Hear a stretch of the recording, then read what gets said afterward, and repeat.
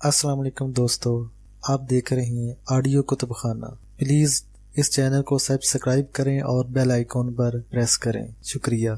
इसने मुझे गाड़ी में बैठने का इशारा किया और खुद ड्राइविंग सीट संभाल ली। मैंने बड़ी एहतियात से गाड़ी का दरवाजा खोला और दुबक कर बैठ गया। गाड़ी के अंदर इतनी भीनी भीनी खुशबू थी कि मुझे लगा मैं इंतकाल फरमाने ही वाला हूँ। इसी लम्हे इसने गाड़ी आगे बढ़ा दी थी। मैं जिंदगी में पहली मर्तबा गाड़ी में बैठा था और मुझे गियर की खुश नसीबी पर रश्क आ रहा था, जिस पर फहमी ने मुसलसल अपना नाजुक सा हाथ रखा हुआ था। गाड़ी शहर के मुख्तलिफ इलाकों से होती हुई एक पोश इलाके में दाखिल हो गई। मेरा घर बहुत दूर रह गया था।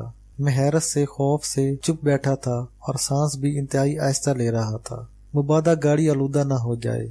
कुछ देर बाद गाड़ी एक महल नुमा इमारत के सामने रुक गई। फहमी ने हल्का सा हॉर्न दिया और एक खौफनाक शक्ल वाले पठान चौकीदार ने गेट खोल दिया। फहमी के साथ मुझे देखकर चौकीदार की आंखों में हैरत के आसार तो उभरे, लेकिन वो चुप रहा। फहमी ने गाड़ी गैराज में रोकी और मुझे वहीं बैठा रहने का इशारा करते हुए खुद अंदर चली गई। कोठी का एक खूबसूरत तरीन लान देखकर मुझे बेइख्तियार अपने घर के गमले याद आ गए, जिनमें अम्मा ने पुदीना और हरी मिर्चें उगा रखी थी। पठान चौकीदार मुख्तलिफ जावियों से मेरा जायजा ले रहा था। मैंने अल्लाह का शुक्र अदा किया कि फहमी ने मुझे गाड़ी के अंदर ही बैठने का कहा था, वरना मुझे पूरा यकीन था कि अगर मैं गाड़ी के बाहर खड़ा होता तो चौकीदार के बूफे के काम आ जाना था। मैंने चौकीदार से नजरें मिलाने की बजाय डैशबोर्ड पर नजरें जमा दी।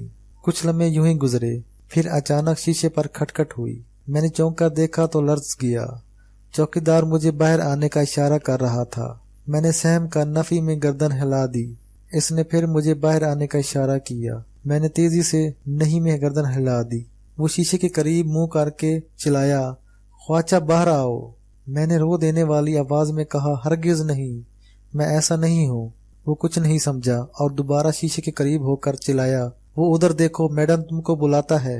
मैंने चौंक कर सामने ऊपर की तरफ देखा तो मुझे बालकनी से फहमी का मुखड़ा नजर आया, जो गुस्से से मुझे ऊपर आने का इशारा कर रही थी। मैं जल्दी से बाहर निकला और अंदर के दरवाजे की तरफ बढ़ा। इतने में फहमी की आवाज मेरे कानों में पड़ी, उधर से नहीं, इधर से, सीढ़ियों से आओ। मैं यकदम रुक गया, वापस पलटा और गैरेज की सीढ़ियों में से होता हुआ ऊपर पहुंच गया। फहमी ने दरवाजा खोला और मुझे अंदर आने के लिए कहा। जैसे ही मैंने कमरे के अंदर कदम रखा, धड़ाम से गिर पड़ा।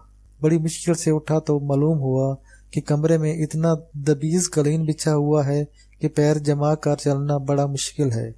मैं सीधा हुआ और कमरे पर नजर पड़ते ही महवत रह गया। ऐसा लगा जैसे व्हाइट हाउस में आ गया हूँ। इंतहाई खूबसूरत बेड, कद आवा ड्रेसिंग टेबल, दीवारों पर खूबसूरत पेंटिंग्स, जहाजी साइज के सोफे, जगमगाते फानूस। मुझे चक्कर सा आ गया। जाओ, पहले जाकर नहाओ और लिबास तब्दील करो। इसने साथ वाले कमरे की तरफ इशारा किया, जो गालबन बाथरूम था। मगर मेरे पास तो यही कपड़े हैं।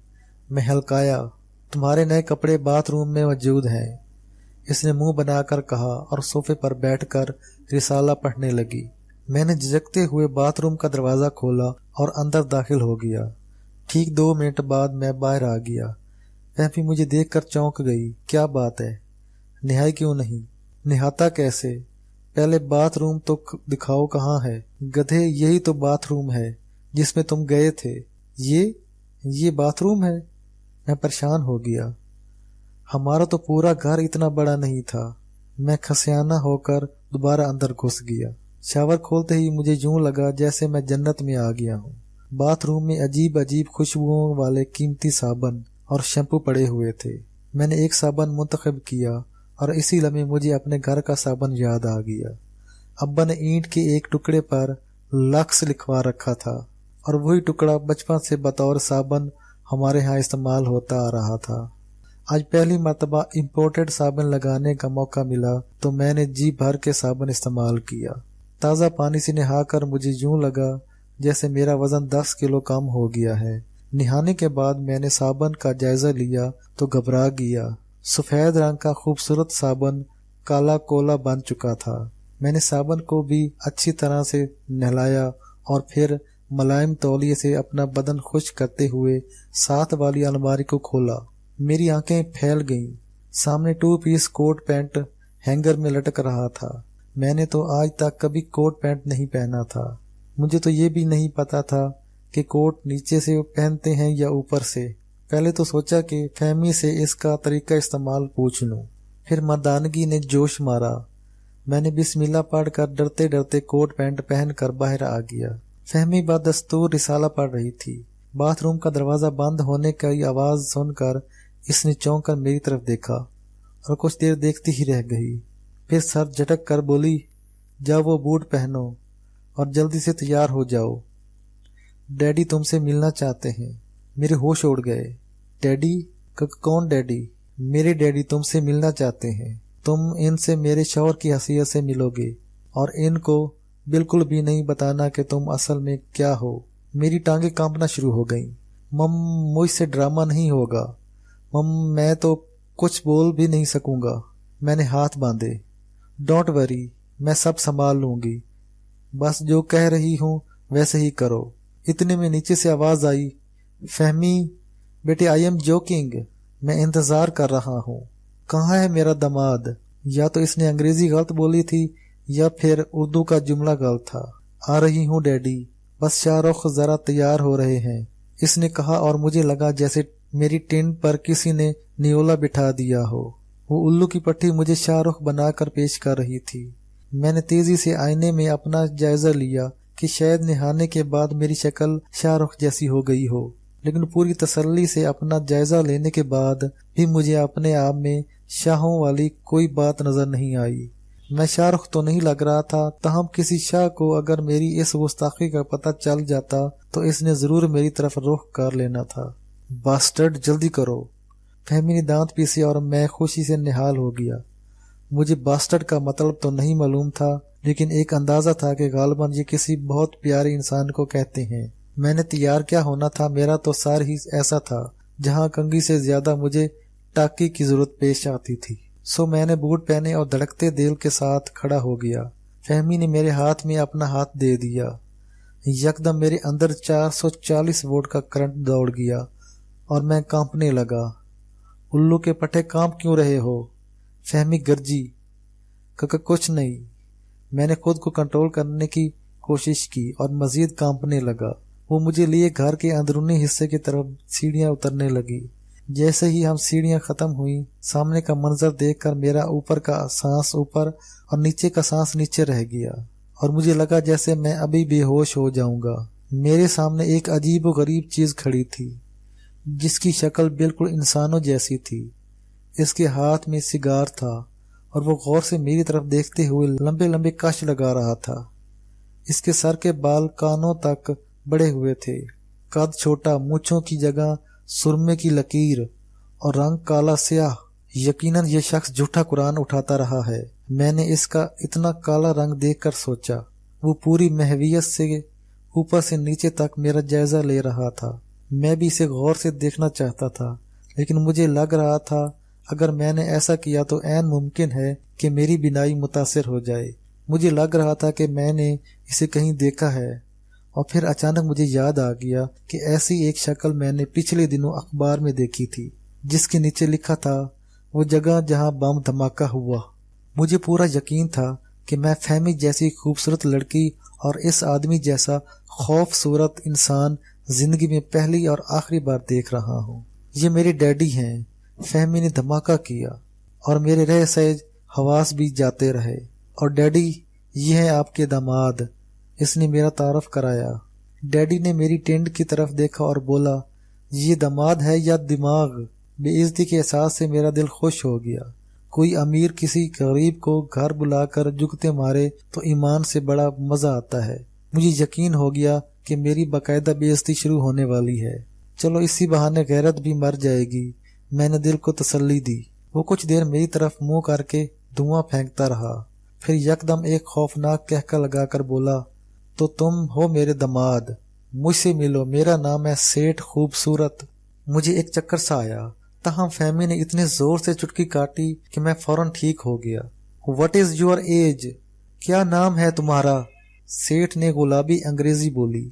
मुझे समझ न आई कि अंग्रेजी का जवाब दूं या उर्दू का। मैं कुछ और ही बकने वाला था, ताहम फहमी मेरी मदद को मौजूद थी, लिहाजा जल्दी से बोली, डैडी ये शाहरुख हैं। ओ तो तुम शाह हो, फिर तो तुम्हें तबला और हारमोनियम भी बजाना आता होगा। सेठ ने सर हिलाया। फहमी तेजी से बोली, नहीं डैडी, शाहरुख को मौसीकी से दिलचस्पी तो है, लेकिन ये खुद नहीं गाते। काम क्या करते हो? सेठ ने इंटरव्यू शुरू किया। डैडी, शाहरुख बहुत बड़े साइंसदान हैं। फहमी ने बेहुदा तरीन झूठ बोला और मेरा तरा निकल गया। सेठ की आंखों में पसंदीदगी के आसार उभर आए। साइंसदान यानी कि farmer? Very good. Oh no daddy, farmer तो किसान को कहते हैं। शाहरुख साइंसदान है, साइंसदान, साइंटिस्ट। ओके ओके, एक ही बात है। सेठ ने जल्दी से बड़े बड़े कश लेने शुरू कर दिए, फिर अचानक उछल कर छलांग लगाई और सोफे के बाजू पर बैठते हुए बोला, शायरी से दिलचस्पी है? मैं ठिठक गया। जी डैडी, शाहरुख को शायरी सुनना बहुत पसंद है और आपकी शायरी के तो दीवाने हैं। शाहरुख, तुम्हें पता है मेरे डैडी बहुत बड़े फिल्म साज हैं। फिल्म इंडस्ट्री में इनसे बड़ा फिल्म साज कोई नहीं है और शायरी तो इन जैसी कोई कर ही नहीं सकता। मेरी मददगार ने मुझे कब्र में उतारने की तैयारी करते हुए कहा, बस बेटे कभी गरूर नहीं किया। अपने तो दो ही शौक हैं, एक शायरी और एक फिल्म। अरे याद आया, मैंने आज तुमसे मिलने की खुशी में तहज्जुद के बाद एक शेर कहा था। अर्ज किया है कि पानी पानी कर गई मुझको कलंदर की ये बात, मैनू धरती कली करा दे वे मैं नच्चा सारी रात। वाह वाह, क्या अच्छा शेर कहा है मैंने। सुभान अल्लाह। इसने शेर सुनाकर खुद ही झूमना शुरू कर दिया। मैं चुगत बना बैठा था। फहमी ने मेरी तरफ देखकर अपनी खूबसूरत सी आंख मारी और सेठ के पास जाकर बोली, डैडी, शाहरुख आपकी शायरी सुनकर सकते में आ गए हैं। इसने अपने बाप की तरह काला स्याह झूठ बोला और मेरा जी चाहा कि इसके सर पर इसका बाप दे मारूं। मुझे आज तक ये मंतक समझ नहीं आई कि खूबसूरत लड़कियों के बाप क्यों इतने खौफनाक होते हैं। अच्छा, सेठ की आंखें फैल गईं। आई हेट हिम, मुझे इससे मोहब्बत है। वैसे दामाद जी, ये बताओ कि आजकल किस चीज पर तजर्बात कर रहे हो? मैं समझ गया कि अब मौत आई, लिहाजा संभल कर बोला, बस जी मुख्तलिफ चीजें हैं, कोई एक हो तो बताऊं। सेठ ने मुतासिर कुन अंदाज में अपना सिर हिलाया और बोला, तुमने अब तक क्या क्या इजाद किया है? मैंने बेबसी से फहमी की तरफ देखा। वो जल्दी से बोली, डैडी, शाहरुख ने पानी वाली कुर्सी बनाई थी। शाहरुख, याद है ना वो पानी वाली कुर्सी? अब मैं इसे क्या बताता कि मुझे तो कभी आयतल कुर्सी याद नहीं हुई। मैं पानी की कुर्सी क्या याद रखता, लेकिन हालात का तकाजा था कि हर बात में हाँ की जाए, सो मैंने भी इस बात में सर हिला दिया। सेठ की आंखें मजीद फैल गईं। और डैडी, शाहरुख ने एक ऐसा जहर इजाद किया है जिसे खाने के बाद इंसान मर जाता है। वाकई? सेठ का मुंह खुले का खुला रह गया। जी हाँ, और एक अहम इजाद तो मैं बताना ही भूल गई। शाहरुख ने एक ऐसी गाय इजाद की है जो खुद लोगों के घरों में जाकर ताज़ा दूध दे कर आती है। सेठ ने होठों पर जबान फेरी। और अब शाहरुख एक ऐसा सांप बना रहे हैं जो बच्चे दिया करेगा। मैं पूरी तवज्जो से अपनी इजादात की तफसील सुन रहा था। कहीं कहीं तो मुझे शुबह हुआ जैसे वाकई मैं ये सब इजादें कर चुका हूँ। अब्बा मुझे अक्सर कहा करते थे कि तेरा मुंह ही करने वाला है। अब्बा का ख्याल आते ही मुझे करंट सा लगा। मैंने फौरन वाल क्लॉक की तरफ नजर डाली। शाम के 7 बजने वाले थे। क्या मैं एक फोन कर सकता हूँ? मैंने इजाजत चाही। हो come on, it's your shop, ये तुम्हारा घर है, जितनी मर्जी फोन करो। सेठ ने अंग्रेजी की मत मारते हुए फराख दिली से कहा। मैं झिझकते झिझकते फोन के करीब पहुंचा और घर का नंबर डायल करने लगा। पता नहीं क्यों हर दफा जैसे ही मैं नंबर डायल करता, एक निस्वानी आवाज कहती, आपका मतलूबा नंबर दुरुस्त नहीं है। मेरी उलझन देखकर फहमी मेरे करीब आ गई। मैं नंबर मिला दूं? इसने दांत पीस कर आहिस्ता से कहा। जी। मैंने रिसीवर इसके हाथ में दे दिया। क्या नंबर है? इसने पूछा। जी 12/3 हैं। ये कैसा नंबर है? वो गड़बड़ा गई। नंबर तो यही है जी। कहाँ का नंबर है ये? इसने बदस्तूर आहिस्ता आवाज में पूछा। घर का जी। मैंने सहम कर कहा। मगर ऐसा नंबर तो दुनिया भर में किसी के टेलीफोन का नहीं होगा। वो मजीद गुस्से में आ गई। मैंने कब कहा है कि ये टेलीफोन का नंबर है? तो फिर ये तो हमारे घर का नंबर है, मकान नंबर 12, गली नंबर 3 और टेलीफोन नंबर। फहमी की आंखों में खून उतर आया। टेलीफोन तो हमारे घर में है ही नहीं। मैंने दांत निकाले। इससे पहले कि फहमी कुछ कहती, अचानक सेठ मेरी तरफ देखकर पूरी कुव्वत से चिल्लाया, होशियार, पकड़ लो, जाने ना पाए। मेरे जिस्म में ठंड सी उतरती चली गई। मैं जहां था वहीं जम गया। फहमी भी चौंक गई।